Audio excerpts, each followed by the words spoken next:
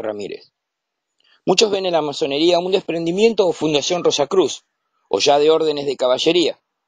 Pero de hecho los Rosacruces participaron en la fundación, pero en mayor medida las cofradías de constructores de catedrales y escuelas gremiales inglesas e italianas, que eran herederas de los misterios paganos, de la tradición oriental y cabalística, que provenía de los templarios, que a su vez habían sido obtenidas de los hermanos de la pureza árabes, que recogían el hermetismo y que también exhibieron los estudiosos conversos árabes judíos de España, París, Viena e Italia.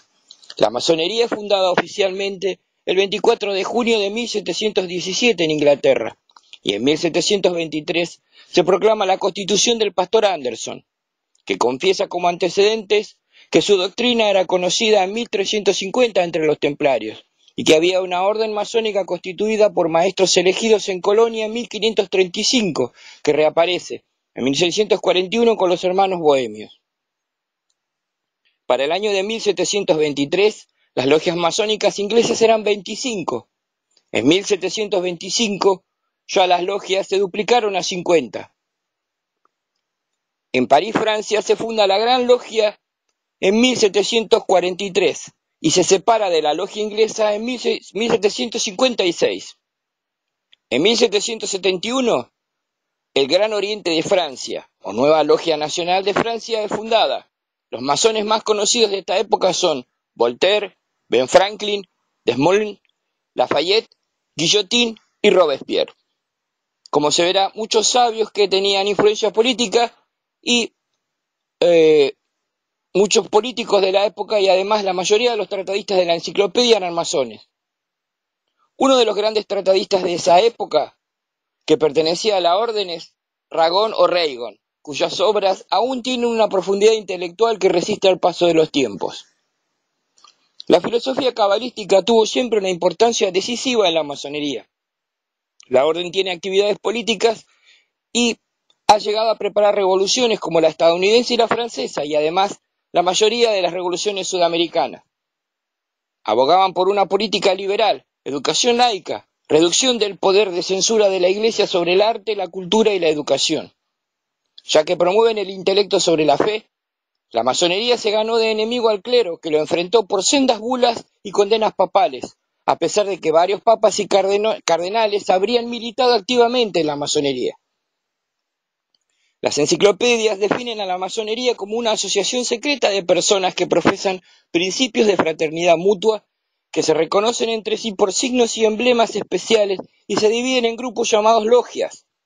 Los masones afirman de sí mismos ser una asociación universal que procura inculcar en sus miembros el amor a la verdad, el estudio de la moral universal, de las ciencias y las artes, desarrollar en el corazón humano los sentimientos de abnegación y caridad, la tolerancia religiosa y los deberes de la familia.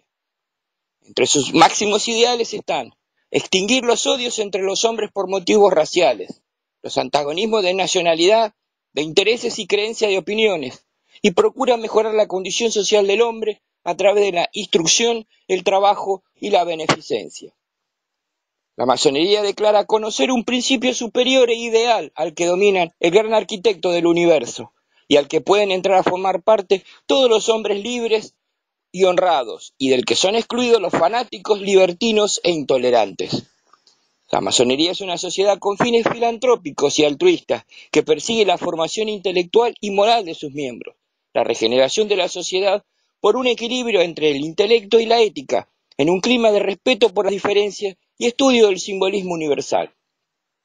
La doctrina de la masonería está basada en las filosofías y tradiciones antiguas de los antiguos misterios griegos, cábala, tarot, hinduismo, sufismo, árabe y simbolismo de la construcción. Durante el Imperio Romano se establecieron las primeras escuelas de oficio, que son santuarios donde los artistas trabajadores perfeccionan su arte y donde se encierran los secretos de los oficios.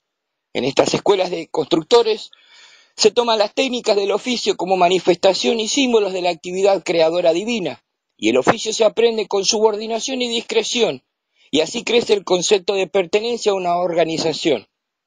Estas escuelas de enseñanza del trabajo serán en su momento las bases del gremialismo sindical. La masonería tiene otras raíces más, ya que recoge los misterios que venían de Persia y los misterios teatrales de Grecia, como los de Eleusis, Orfeo, Baco, los Cabiros, Delfos, Samotracias y otros más. La enseñanza de la masonería se divide en 3 grados básicos: aprendiz, compañero y maestro, y luego en grados avanzados hasta completar los 33 grados. Las ceremonias son de iniciación, viajes simbólicos y pruebas, que representan alegóricamente misterios griegos, egipcios y judaicos, en especial a Salomón y al gran constructor de su templo, Hiram, que son mentores de su tradición. El patrono de la masonería es San Juan, y adoran al gran arquitecto del universo o inteligencia universal, símbolo del intelecto que viene a ordenar el caos. La organización jerárquica tiene 2 líneas: la masonería francesa o francmasonería, que es llamada Gran Oriente, y el escocismo o masonería escocesa, que es llamada Ordre Chao, cuyas diferencias son en el nombre de los grados avanzados y la forma de realizar algunas ceremonias, y además su criterio para intervenir o no en política. Los grados masónicos se dividen en grados azules o simbólicos, que son los 3 iniciales de aprendiz, compañero y maestro. Luego le siguen los grados capitulares o rojos, que van del grado 4 al 18. Y al final le siguen los grados negros, del 19 al 30. Y al final los administrativos, los más altos, que son los blancos, que son los grados del 31 al 33, que es el que preside. Los miembros se reúnen en grupos o logias, cuyas sesiones se llaman talleres. Su instrucción destaca la labor simbólica de las herramientas. La epopeya principal que recrean los masones es la historia de Hiram Abif, el constructor del templo de Salomón, que fue asesinado por 3 constructores celosos que representan la ignorancia, el egoísmo y el fanatismo, cuya persecución asumen los 9 elegidos. Esta es una parodia del alma y sus facultades, y de la actividad solar o cósmica. Son los 5 sentidos actuando en los 4 elementos. El ritual masónico y sus viajes iniciáticos representan la vivencia y proceso del alma viajando por los planos internos, a lo inferior o el subconsciente al que desciende para esclarecer sus motivos y enfrentar las raíces de sus imperfecciones o defectos, los cuales, vencidos, le dan la fuerza y conocimiento de sí mismo para conquistar facultades superiores, como son la voluntad y la inspiración de los planos superiores del espíritu, y así entrar en contacto con las grandes ideas o fuerzas cósmicas creadoras, los arquetipos o atributos divinos que lo conectan con lo universal, y así conecta lo real en sí como individuo con lo universal y divino. Símbolos y rituales masónicos. La masonería posee algo fijo y tradicional, que es su simbolismo. El sentido de sus símbolos y signos lo explican a sus adeptos en las sucesivas ceremonias o iniciaciones de los distintos grados. Por ejemplo, el plano que debe trazar simboliza la tarea del masón, que consiste en construir el edificio del porvenir que abraza toda la evolución de la humanidad. Yaquín y Boaz son las 2 columnas masónicas, las 2 columnas donde giran pagaba a los aprendices en Yaquín y a los compañeros u oficiales en Boaz.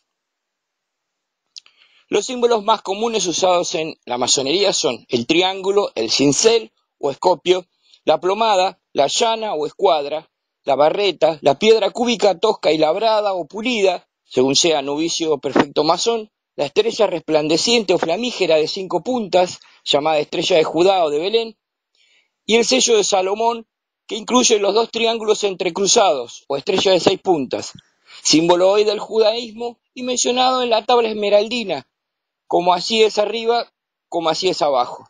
Además, el tetragrama o nombre de Dios, la Biblia o el libro de la ley sagrada, el machete, mazo o martillo, el nivel, el compás y la escuadra entrelazados, con la letra G en el medio, que simboliza la inicial de la mayoría de los términos sagrados masónicos. En efecto, con la letra G comienza geometría, generación, génesis, gnosis y gravedad como la fuerza cósmica. Con la G comienza God, que es Dios en inglés, y Good, que es el bien en inglés. Y además, la palabra sagrada en hebreo, Gadol, empieza con G. Y Gnosis, que es la sabiduría esotérica, empieza con G también. El misterio de la G radiante en el centro de la estrella flamígera o del triángulo significa para muchos que la G es la gnosis y la geometría es la inteligencia creadora. En otras interpretaciones, la G representa al fuego, causa primera de los seres, gran motor y principio de la generación, conservación y destrucción o transformación que simboliza el triángulo. La letra G simboliza también al ojo divino, el ojo del cielo oculto tras las nubes y que representa la divinidad oculta a los ojos profanos, o la causa oculta sobre y detrás de los hechos. Así como el fuego es una fuerza que origina a los demás seres y que genera y destruye los elementos, el fuego que se manifiesta como chispa, calor y actividad en el corazón, en el sexo como deseo, en el corazón como sentimiento y en el cerebro como luz de la razón, este es el triple fuego secreto que mencionan y ocultan los alquimistas.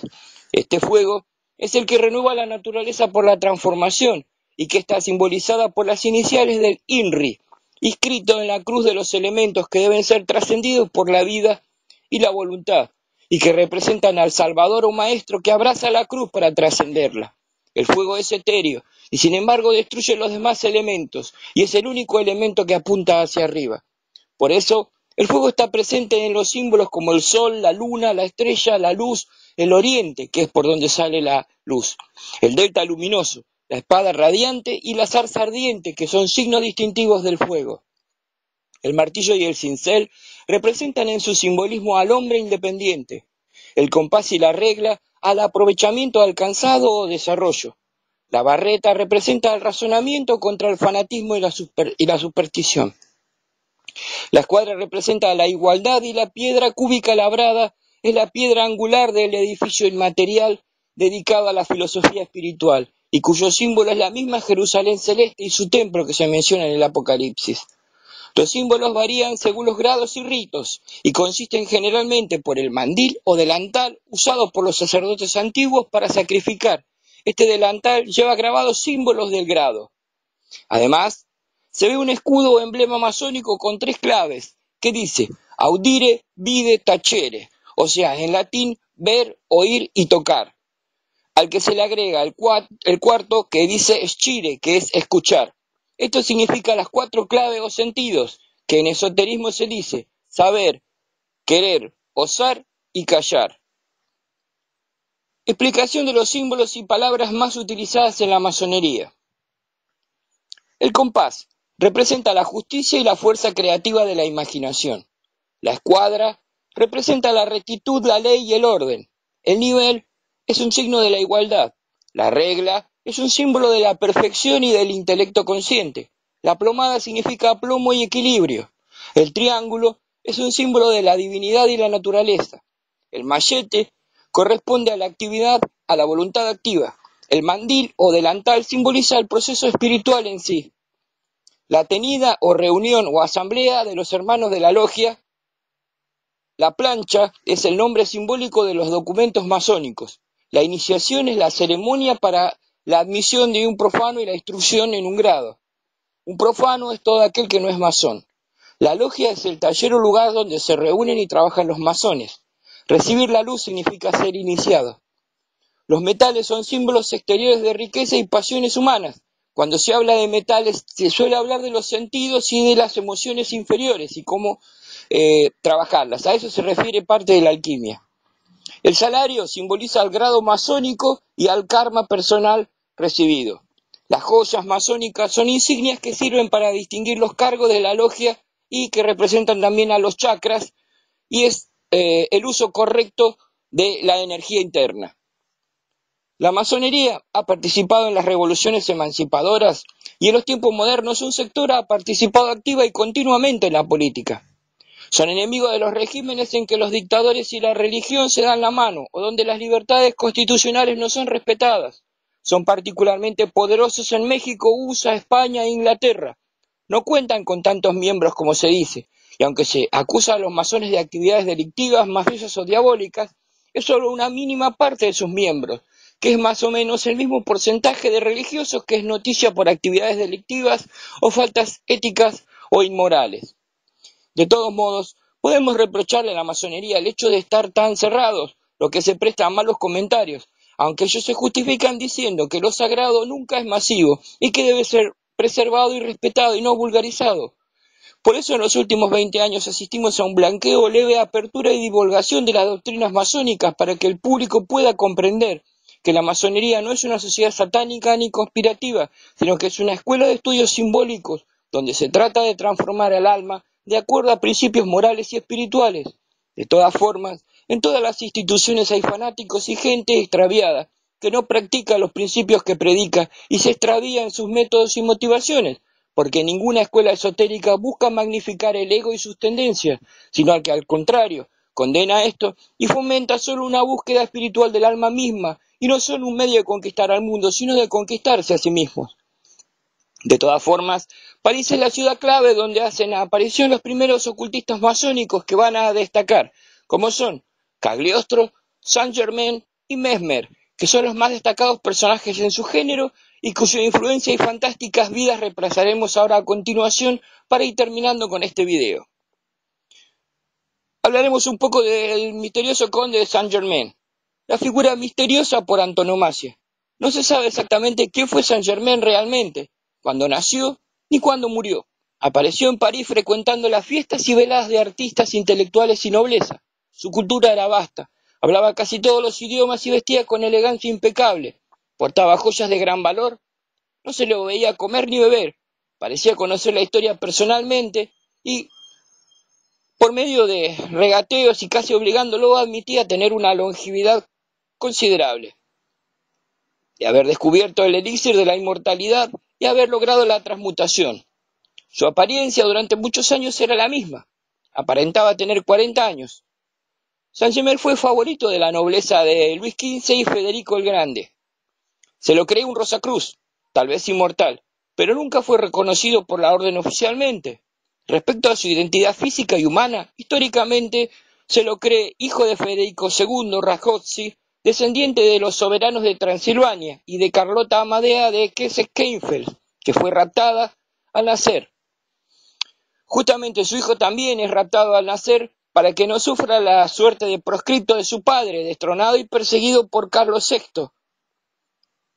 El niño habría sido confiado a los Médicis de Italia y se le había puesto Saint-Germain por las posesiones que su padre tenía en esa ciudad, y tendría 2 hermanos, que se llamaban Carlos y Santa Isabel. Saint-Germain sería entonces hijo de unos nobles que cayeron en desgracia y fueron perseguidos. De niño fue rescatado y criado aparte. Justamente Saint-Germain se encontró con Casanova, el famoso amante, en La Haya. Fue visto en 1710 y aunque debía tener cerca de 70 años, su aspecto no había cambiado y seguía aparentando 40 años.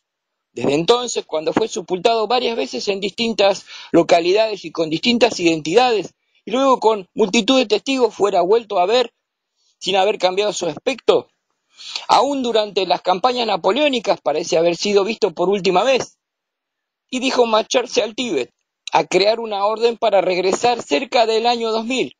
Advirtió sobre la revolución a la nobleza que sucedió, y precisamente la nobleza no tomó las medidas necesarias y sufrió las consecuencias que él mismo les advirtió. Ahora hablemos de Cagliostro. Cagliostro es la figura cumbre de la magia teatral. Llamado Giuseppe Balsamo, se hacía llamar conde de Cagliostro. Nació en una humilde familia el 8 de junio en Palermo y murió el 1 de octubre de 1795 en la prisión del castillo de San León en Urbino. Fue un audaz aventurero, varias veces participó en varias estafas, viajó por Egipto, Grecia, Arabia, Persia, Malta, y allí adquirió conocimientos sobre esoterismo y se hizo aficionado a la alquimia, la sugestión y el magnetismo. Algunos dicen que se dedicaba solamente a embaucar a la gente con curas milagrosas debidas a autosugestión. Fue encarcelado varias veces, su esposa era muy bella y lo asistió en sus prácticas mágicas, pero hacia el final de su vida su propia esposa testificó contra él. Hacia 1780, Cagliostro aparece en Estrasburgo con un árabe y decía poseer poderes sobrenaturales, tener una larga longevidad, y en ese periodo entró en contacto con sociedades secretas. Un poco más tarde aparece triunfal en París, fundando un rito de masonería egipcia.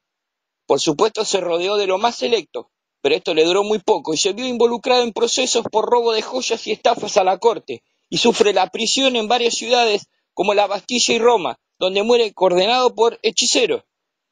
Cagliostro era un personaje magnético de charlas agradables, tenía facultades de adivinación efectivas y comprobadas, pero de las cuales abusó en su provecho.